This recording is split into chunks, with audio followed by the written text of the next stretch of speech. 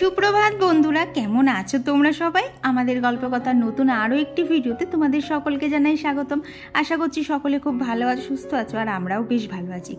আর last 2-3 দিন ধরে তো দেখছো সকালবেলা উঠে সবার আগে ছাদে চলে আসছি। এত সুন্দর একটা মিষ্টি হাওয়া দিচ্ছে না, তার উপর গায়ের উপর হালকা করে রোদ পড়ছে, এত ভালো লাগছে। আর দেখো সকালবেলা যদি এরকম তাজা তাজা ফুল চোখে পড়ে, মন মেজাজ দুটোই কিন্তু বলো বেশ ভালো হয়ে যায়। আর এই দেখো এই ছোট্ট গোলাপ গাছটায় কিন্তু অলরেডি দেখেছো 2টো কুঁড়ি চলে এসেছে, এত ভালো লাগছিল না দেখতে। কিন্তু জানো তো এই দিকের গাছ কটাতে যে কী ফুল ফুটবে, কী কালারের ফুল ফুটবে কিছুই বুঝতে পারছি না। বলতে পারো প্রত্যেক দিন সকাল বিকেল গিয়ে না ওদের দিকে আমি অধীর আগ্রহে তাকিয়ে থাকি, তোরা কবে একটা ফুল দিবি, আমারও তো দেখার ইচ্ছা করে তোরা কী রঙের হবি। তো তারপর ছাদ থেকে নিচে এসে ফ্রেশ হয়ে যে ব্রাশ করে নিলাম, দিয়ে তারপরেই না আবার ছাদে গেলাম গাছে জল দিতে। কারণ তোমরা অনেকেই বলেছিলে যে বাসি জামা কাপড়ে গাছে জল দিতে নেই। তো সকালবেলা ঘুম থেকে উঠেই তো আগে ছাদের দিকে দৌড়েছিলাম, তাই তখন আর জল দেওয়া হয়নি। তো এই যে পরে এসে জল দিলাম। আর এখন ঘড়িতে বাজে সকাল 7টা 20, আর দেখো ঘরে কীরকম রোদ ঢুকে গেছে। এই সকালবেলার রোদটা জানো তো আমার এত প্রিয় না, যতই গরম লাগুক যাই লাগুক, এই সকালবেলার রোদটাকে কিন্তু কোনোভাবেই আমি মিস করি না, আমার ভীষণ সুন্দর লাগে। আর এখন করে তো এই যে সকালবেলা দেখবে ভোরের দিকে কিন্তু একটা কম্বল না হলে চলছে না।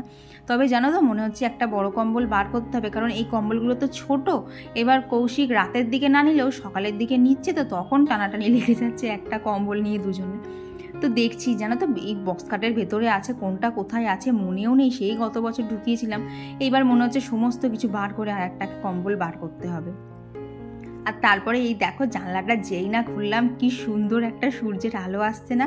জানো তো এইটা কিন্তু এই যে সূর্যের আলোটা, এটা কিন্তু শরীর বলো মন বলো এমনকি তোমার ঘর সব কিছুতেই দেখবে একটা পজিটিভ ভাইবস নিয়ে আসে। আর এই যে এদিকে জানলাগুলো এখন খুলে দিলাম। আর তবে জানো তো ওইদিকে সোফার ওদিকে জানলা মোটামুটি খোলা কমপ্লিট হয়ে গেছে, আর কি কৌশিক খুলে দিয়েছে। তো তারপর এখন নিজেকে একটুখানি প্যাম্পার আর কি নিজের স্কিন কেয়ারটা করে নেব। তো সোমাদের দিদিভাই বলেছিল যে আমি কীভাবে স্কিন কেয়ার করি। দেখো সকালে স্কিন কেয়ারে একদম নর্মাল কিছু থাকে, বেশি হেভি কিছু না ইউজ করি না, তাহলে দেখবে মনে হয় যেন মুখটাতে আমার হাওয়া লাগছে না, খুব যেন চিপচিপা লাগে। তো এই যে হালকার ওপর দিয়ে সকালের স্কিন কেয়ারটা সেরে নিলাম। আর জানো তো এই যে এমক্যাফিনের বডি লোশনটা এত সুন্দর গন্ধ না, মানে ওই গন্ধটা আমার নাকে গেলেই যেন আমার বেশি ভালো লাগে।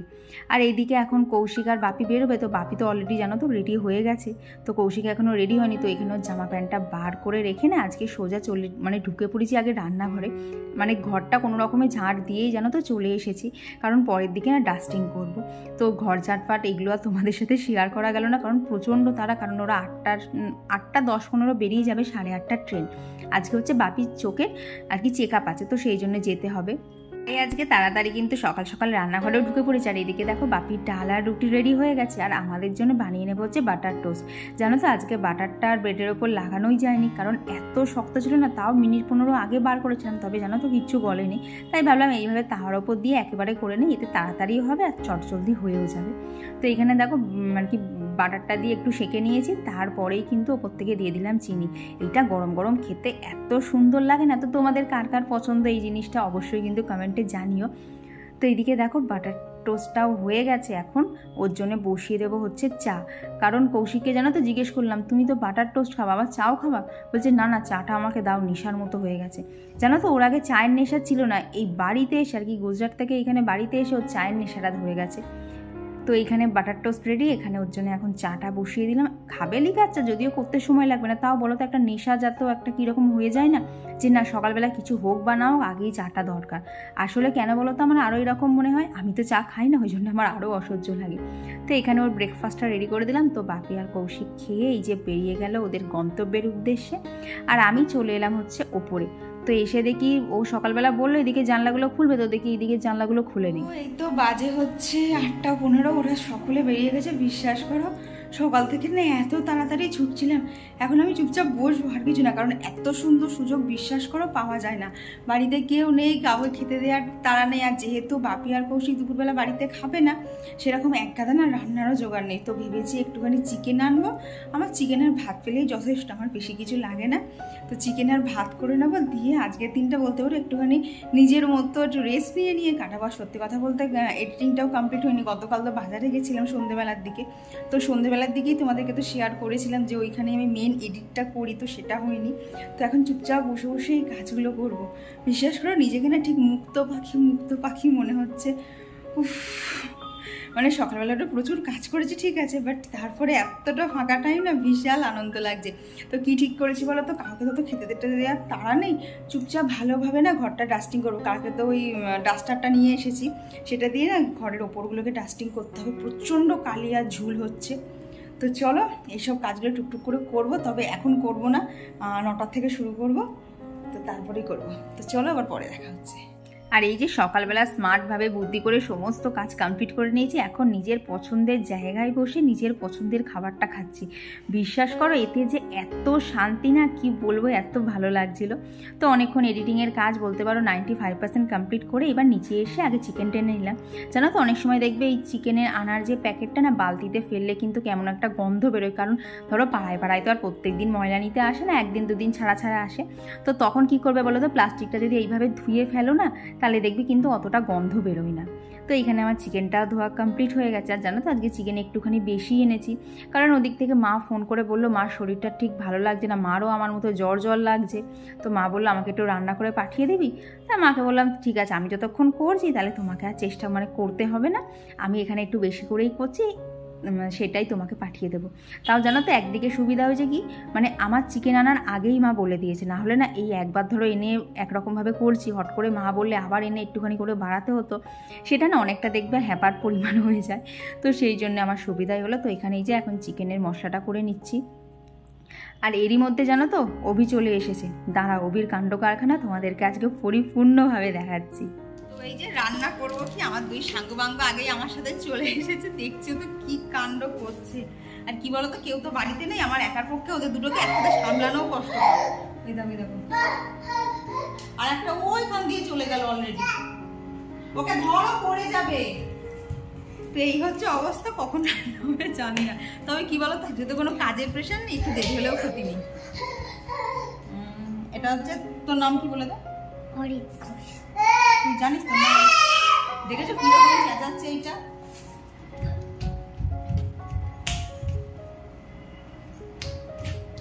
এই যে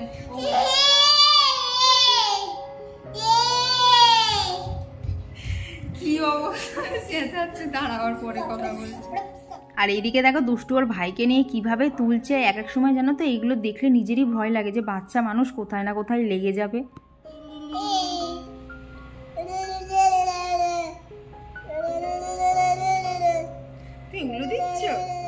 দেখলে অভি কি সুন্দর উলু দিচ্ছে না জানো, ও এখন নতুন করে উলু দেওয়া শিখেছে, প্রণাম করা শিখেছে। আর এইদিকে এই যে আমি রসুন ছাড়াচ্ছিলাম, আমার থেকে রসুনের ঝুড়িটা নিয়ে সমস্ত পেঁয়াজগুলো এ মাথা ও মাথা ছড়িয়ে দিল। তো জানো তো এরপর ও তো একা একা খেলছিল, আর এই ফাঁকে কিন্তু দুষ্টু আবার সামনের বাড়ির কাকিমাদের বাড়ি চলে গেছে। ও কোনো বাড়িতে একবারে থাকে না, একবার এ বাড়ি একবার ও বাড়ি এইরকমই করে। তো অভির যা কন্ডিশন ছিল, ওর ঘুম পাচ্ছে। তো ওকে বললাম দাঁড়া তুই আর একটুখানি খেল, আমি এখানে চিকেনটা খানিকটা বসিয়ে দিয়ে তারপরেই তোকে ঘুম পাড়াচ্ছি। কি বলো তো, ওর না যেই ঘুম পায় না, ও টুকটুক করে এসে আমার পা ধরে টানে, তখন না বড্ড খারাপ লাগে গো, যে বেচারার ঘুম পেয়েছে এসে এইভাবে ডাকছে। তো এদিকে দেখো আমার চিকেনের মশলাটা কিন্তু সমস্ত কিছু দিয়ে ভালোভাবে কষিয়ে নিচ্ছি। আর কি যা যা লাগে সেগুলো আর কিছুই শেয়ার করলাম না, কারণ প্রত্যেকেই আমরা বলে এইভাবেই কিন্তু চিকেনটা বানাই। তো এই দেখো মশলা কষিয়ে কিন্তু তারপরেই টমেটোটা দিয়েছি। তো এদিকে কি হয় বলো তো, আমরা প্রত্যেকেই কিন্তু চিকেন একই রকমভাবে বানাই, কিন্তু পার্থক্যটা কোথায় থাকে বলো তো, কার পরে কোনটা দিচ্ছি সেটার একটা পার্থক্য থাকে। তো আমি কি করি বলো তো, প্রথমে মশলাটা কষিয়ে নিই, তারপরেই কিন্তু চিকেনটা দিই। এতে দেখেছি জানো তো চিকেনের টেস্টটা না একটুখানি অন্য রকম হয়। তো এই যে আমার চিকেন কষানো কমপ্লিট। এখনই তো দেখলে ওখানে ঝুড়ির মধ্যে পেঁয়াজ রসুন সমস্ত কিছু ছড়িয়ে বার করেছে। এইবার এই যে ঘুম পেয়ে গেছে, যেই ঘুম পেয়ে গেল টুক করে এসে আমার জামাটা ধরে টানছে, আন্টি আমাকে একটুখানি ঘুম পাড়িয়ে দাও। এই দেখো ঘুমিয়ে পড়েছে। এই জন্যই না ওকে আরও বেশি ভালো লাগে, যতক্ষণ খেলা করে তারপরে টুক করে ঘুমিয়ে পড়ে, তার ফাঁকে না অনেক কাজ করে নেওয়া যায়। তো এদিকে এখন ও ঘুমাবে, আমি ওদিকে কাজ করবো, ওদিকে ওর মাও কাজ করছে। তো চলো চিকেনটা তো বেশ খানিকটা হয়ে গেছে, বাকিটা মশলা দিয়ে কষাই। আর এই যে আমাদের ছোট্ট অভি কিন্তু অনেক খেলাধুলা করে ঘুমিয়ে পড়েছে। জানো তো যেই না ওটা ঘুমিয়েছে, এটা এসে আবার দরজা ধাক্কা, চানটি খোলো আমি এখন আসবো। তবে জানো তো বেশিক্ষণ থাকিনি, এই যে ওকে বলেছি পেঁয়াজ তুলতে, ওনার আবার রাগ হয়ে গেছে, তুমি আমাকে দিয়ে কাজ করাচ্ছ। পেঁয়াজ টেঁয়াজ তুলে এক ছুটতে আবার চলে গেল। মানে সারাদিনে যে কতবার যাওয়া আসা করে না, বিশ্বাস করো গুনে গুল করা যাবে না। তো এদিকে দেখো চিকেনটা হয়ে গেছে, এখন ওপর থেকে দই আর একটুখানি কেওড়ার জল দিয়ে বেশ মিনিট 5-7 না ঢাকা দিয়ে রেখেছিলাম। তো তারপরেই এই যে একদম বেশ সুন্দর দেখে চিকেন কষা আমার হয়ে গেছিলো। মাও বলেছে খুব ভালো হয়েছে খেতে। তো কি বলো তো, রান্না টান্না করার পর কেউ যদি একটুখানি বলে না খেতে খুব সুন্দর হয়েছে, তখনই দেখবে কিন্তু খুব মনে আনন্দ লাগে। তো এইখানে এখন একটু গার্নিশিং করে দিলাম হচ্ছে ঘি আর ধনেপাতা কুচি দিয়ে। তো মারটা না আগে করে তুলে নিলাম, কারণ উপরের থেকে ঘি ছড়ালাম তো তাহলে মা যখন দুপুরবেলা খাওয়ার সময় কোটোটা খুলবে তখন কিন্তু মার নাকেও একটা সুন্দর গন্ধ যাবে। তো এদিকে তো রান্নাবান্না আজকে আর কিছু করবো না, কারণ দুপুরে ওরা কেউ বাড়িতে খাবে না। তো আমার এই যে চিকেন আর ভাত হলেই আমার আর কিছু লাগে না। তো চলো এখন এখানে রান্নাঘরটাকেও ভালোভাবে ক্লিন করে নিই। কী বলো তো, আমার রান্নাঘরটা তো ছোট্ট, তো প্রত্যেক দিন যদি এইভাবে ক্লিন না করা হয় না এত তেল চিটচিটে হয়ে যায়। আর এইভাবে ক্লিন করি বলেই দেখবে আমার কিন্তু সচরাচর ডিপ ক্লিন করতে লাগে না, কারণ রান্নাঘরটাই তো ছোটো। আর একজন প্রপার স্মার্ট গৃহিণী হতে গেলে কিন্তু আমাদেরকে রান্নাঘর, সংসার, নিজের যত্ন প্রত্যেকটা দিকেই কিন্তু টিপটপ হতে হবে। তবেই তো বলতে পারবো যে নিজেকে না আমি 100ই 100।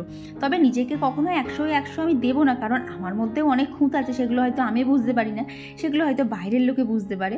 তো যতটা সম্ভব নিজেকে সবসময় টিপটপ রাখারই চেষ্টা করি, আর সেগুলোই তোমাদের সাথে শেয়ার করি।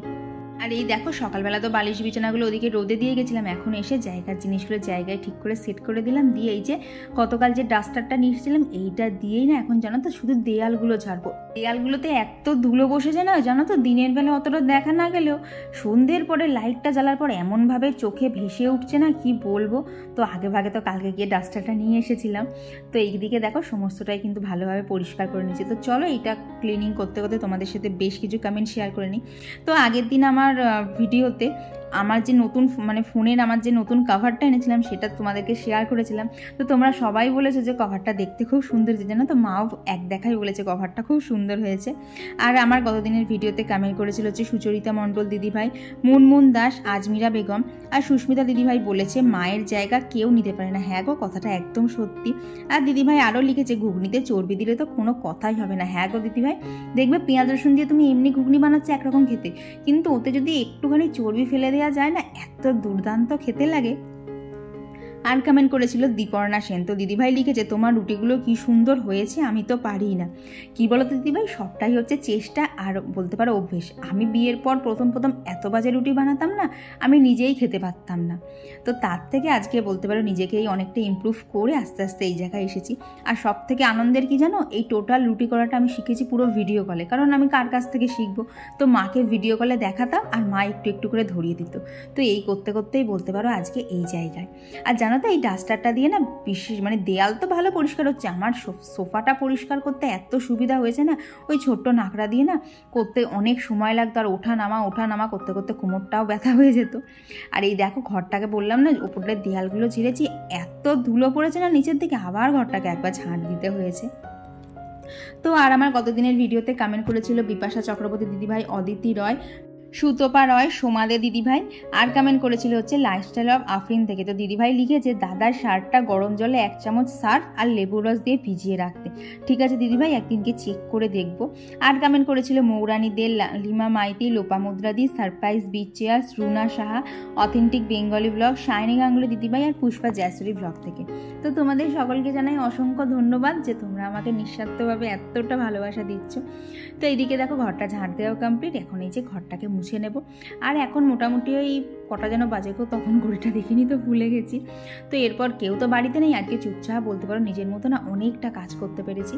পুজো দেওয়া কমপ্লিট করে চলে এলাম ওপরে, এখন স্কিন কেয়ারটা করে নেবো। কি বলো তো, আজকে স্কিন কেয়ারটা একটুখানি পরেই করলাম, কারণ চুলটা তো ভিজা, তো চুলটা একবারে আসলে তারপরে এগুলো করবো। তো দেখো গতকাল বাজার থেকে এই জিনিসগুলোই কিনে আনা হয়েছে। এখানে হচ্ছে জোভিসের বডি লোশন আছে, জানো তো এটা একটা কিনলে একটা ফ্রি পেয়েছি। আর নিয়েছি হচ্ছে VLCCর একটা ময়শ্চারাইজিং ক্রিম।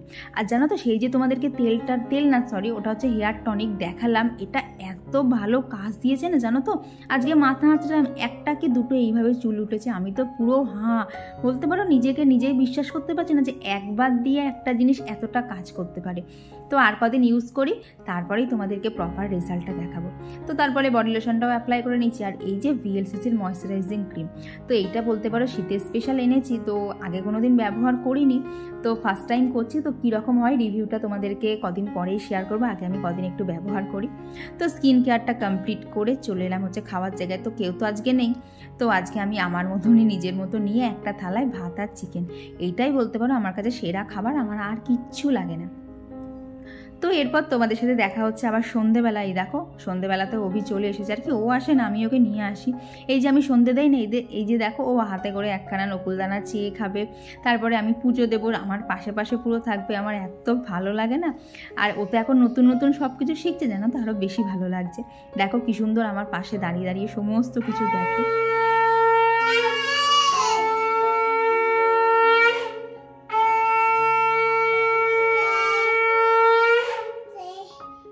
আর এই তো আজকে তো বুধবার, আগামীকাল তো বৃহস্পতিবার, তাই দেখো এখানে রাধা মাধব থেকে শুরু করে সমস্ত ঠাকুরকে নামিয়ে আর কি সিংহাসনটাও ভালোভাবে পরিষ্কার করে রাখি। আর এদিকে কিন্তু ঠাকুরের যে পাতার কাপড় সেগুলোকেও সমস্তটাই পাল্টে রাখি। এতে কি হয় বলো তো, পরের দিন একটুখানি চাপ কম থাকে। আর এখন তো ছোটো দিনের বেলা হয়েছে, ওই সকালবেলা উঠে সংসারের যা কাজ, তার ফাঁকে এত বড় একটা কাজ করবো, এটা তো হয়েই ওঠে না। আর এখন তো দুটো সিংহাসন হয়েছে, আমার সমস্তটা পরিষ্কার করতে জানো তো 0.5 ঘন্টা থেকে 40 মিনিট লেগে যায়। আর সকালবেলা এই টাইমটা বার করা আমার পক্ষে কিন্তু খুবই কষ্টকর হয়ে যায়। তাই এই যে সন্ধ্যেবেলা করেই কিন্তু এই সমস্ত কাজগুলো আমি করে রাখি। তো আর একজন দিদিভাই বলেছিলে যে কিভাবে রাধা মাধবের শৃঙ্গার করি, তারপরে স্নান করাই, সেটা দেখাতে। তো দাঁড়াও, সামনেই তো পূর্ণিমা আসছে, তো তখন তোমাদের সাথে শেয়ার করে দেবো। তো এই দেখো এখানে সমস্ত কিছু পরিষ্কার করা কমপ্লিট। এখানে কিন্তু আমার গোপুসোনাও ঘুমিয়ে পড়েছে। আর এই যে আজকের মতো পুজো দেওয়া বলো, ঠাকুরের সিংহাসন গোছানো পরিষ্কার করা সমস্তটাই কমপ্লিট হয়ে গেছে। তো রাধা মাধবের দর্শন দিয়ে আজকের দিনটাকে শেষ করি। তো এইখানে ঠাকুরের পর্দাগুলোকেও টেনে দিচ্ছি, দিয়ে তারপরে বাপিকে যা খেতে দেওয়ার থাকে সেটা হয়ে গেছে। আর আজকে আমাদের টিফিনে ছিল সেই যে তিলের খাজা, জানো তো, তিলের খাজাটার একটা সাইডে তিল দেওয়া ছিল, অন্য সাইডে যেন পুরো সুজি দিয়ে দিয়েছে, কিভাবে লোক ঠকানো শুরু হয়ে গেছে। আর কৌশিকী যে গজা এনেছিল, গজা। তো বহুক্ষণ পর আবার তোমাদের সাথে দেখা হচ্ছে, বাজে হচ্ছে রাত 11টা। মাঝখানে জানো তো ভেবেছিলাম ভিডিও করব, কিন্তু শরীরটা এত পরিমাণে খারাপ লাগছিল না, মানে ভিডিও শ্যুট করাতে গিয়ে আমি এডিট পর্যন্ত কমপ্লিট করতে পারিনি, মানে স্টার্টই করতে পারিনি, মানে চুপচাপ শুয়েছিলাম। মানে এমন একটা শরীরের মধ্যে অসুস্থ হচ্ছে না, দেখো চোখ মুখ, মানে চোখটাও বারবার বন্ধ হয়ে যাচ্ছে, প্রচণ্ড শরীরটা খারাপ লাগছে। জানিও না আগামীকাল ভিডিও শ্যুট করতে পারবো কিনা। মানে এই যে দাঁড়িয়ে কথা বলছি তো মনে হচ্ছে এক্ষুনি ঢপাত করে বিছানার ওপর পড়ি, দিয়ে আমি ঘুমিয়ে পড়ি, কিন্তু ব্যাপারটা কি হচ্ছে বলো তো, ঘুমটাই আসছে না, উপরন্তু চোখ মুখ জ্বালা করছে। তো এই তো হচ্ছে অবস্থার ভেতরে না কেমন যেন গা গরম লাগছে, জানি না কালকে আবার শরীরটা সকালবেলা কীরকম থাকবে। তো চলো আজকে ভিডিওটা এখানেই রেখে দেবো, আর পাচ্ছি না গো। আর জানো তো তোমাদেরকে যে হেয়ার টনিকটার কথা আগের দিন দেখিয়েছিলাম, সেটা একদিন অ্যাপ্লাই করে এতটা বেটার রেজাল্ট পেয়েছি, মানে কি বলবো। তো এক্ষুনি তোমাদেরকে রেফার করবো না যে যাদের হেয়ার ফল হচ্ছে, এটা নাও, একটুখানি আমি নিজে আর কদিন ইউজ করি, যদি ভালো হয় অবশ্যই তোমাদেরকে সাজেস্ট করবো, ওটা একবার ইউজ করে দেখতে পারো। কারণ আমার যা হেয়ার ফল তো মানে একদিনে অনেকটা কমে গেছে। তো চলো আজকের জন্য টাটা।